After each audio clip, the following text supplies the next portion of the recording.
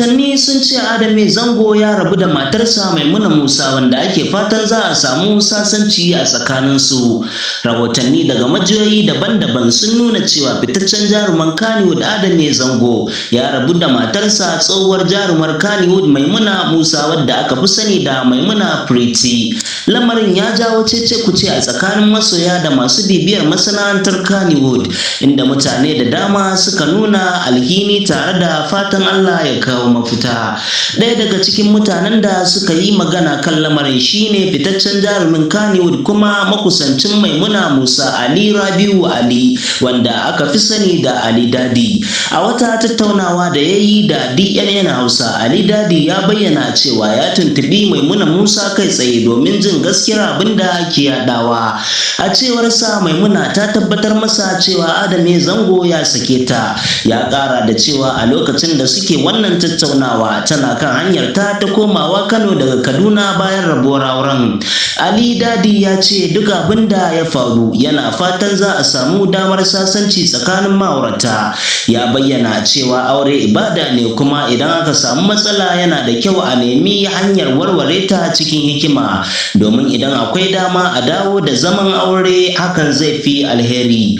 Har ila yau ya yi kira ga jama'a da masu amfani da kafafen sada zumunta da su guji yada kalaman da za su kara dagula lamarin. Har ila yau ya yi kira ga jama'a da masu amfani da kafafen sada zumunta su guji yada kalaman da za su kara dagula lamarin.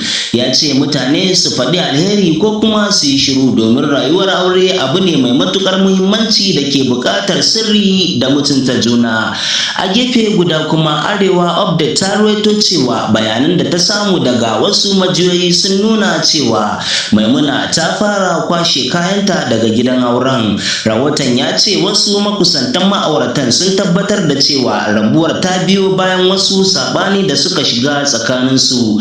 Majiyoyin sun kuma ce an yi ƙoƙarin sasanta ma'auratan kafin lamarin ya kai ga rabuwar aure, amma ƙoƙarin bai kai ga cimma matsaya ba. Haka kuma wasu rahotanni da suka bazu a kafafen sada zumunta sun yi ikirarin cewa an fara mayar da kayan Maimuna zuwa gidan yayanta, abin da ya ƙara jawo hankalin jama'a da kuma ƙarfafa jita-jitar rabuwar tasu.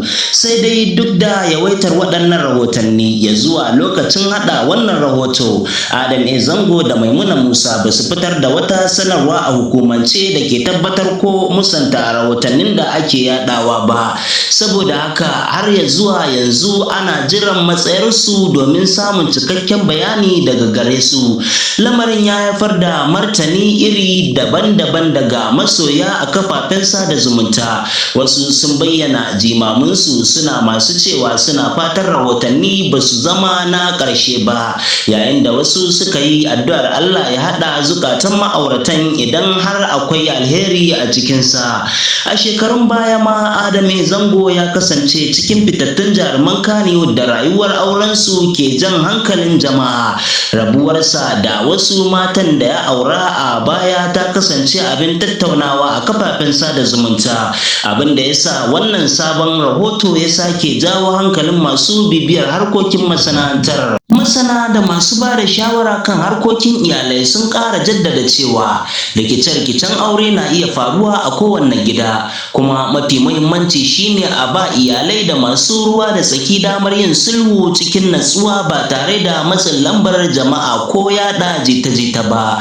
A halin yanzu jama'a na ci gaba da jiran ko Adamu Zango ko Maimuna Musa za su yi magana a hukumance domin fayyace gaskiyar abin da ya faru da kuma makomar aurensu.